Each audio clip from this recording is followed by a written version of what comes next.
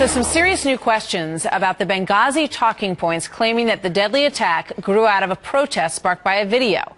A new Senate report is shedding light on the role played by the CIA's former deputy director in changing those talking points. Jeff Morrell. Senator Lindsey Graham, for one, wondering if politics were involved. What I found curious is that he did not accept responsibility for changing the talking points. He told me the FBI had done this. I called the FBI. They went ballistic. Within 24 hours, his statement was changed where he admitted the CIA had done it. Yeah, we're going to go back over what Lindsey Graham just said because it's very important to this story. I'm joined now by retired Major General Bob Scales, Fox News military analyst.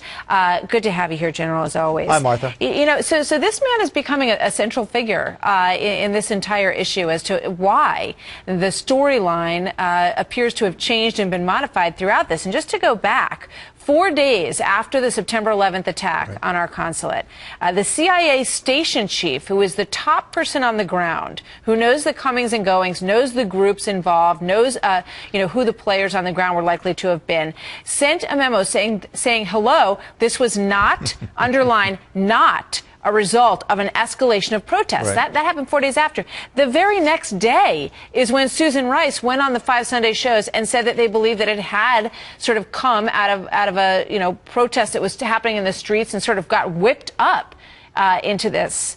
And this is remarkable.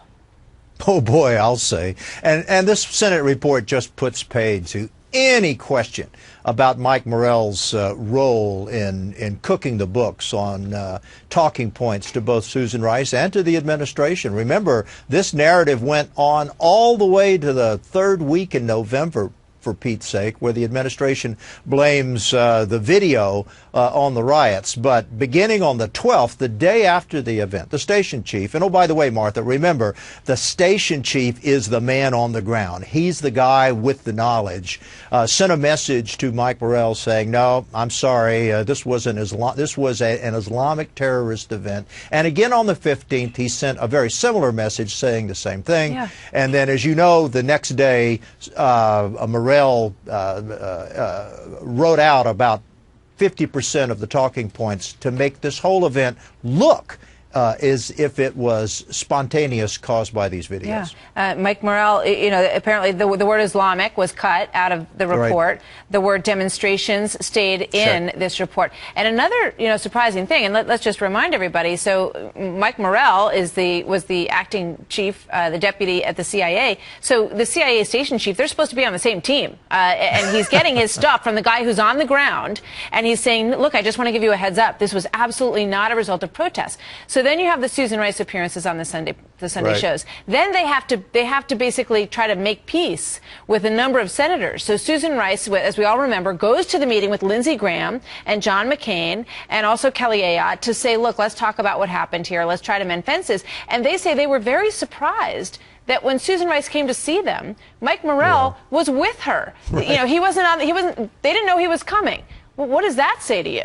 Well, what it says to me is this is business as usual in this town and with this administration. Look, when the deputy director of the CIA has to act as a talking head for someone like Susan Rice, that suggests to me that the administration is doing whatever they can prior to the election to minimize the story from Benghazi. And who better to do this than the deputy director of the CIA? What bothers me the most, though, is that these communications came from the man on the spot, from the station chief, who was literally walking through the ruins of that facility in Benghazi, and not just reporting twice, but reporting constantly, he and his people, about these events. A station chief is a 24/7 sort of CIA infantryman who knows exactly what's going on in his little piece of the world. And clearly, Morell not only turned the narrative around, but at least best I can tell, or we can tell, never picked up the phone and called the White House to correct that narrative between the 15th of November, the 15th of September,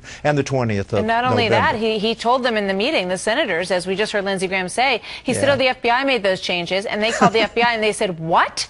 We didn't make those changes. Those changes they believed were made by him. So this is, you know, a very interesting tale and part of this. And now he's involved in politics. He says he wants to advise politicians and perhaps Hillary Clinton. So we'll see where this all goes to. We're going to stay on it. General, thank you very much. Good to have you here today. Thanks, Martha. Right about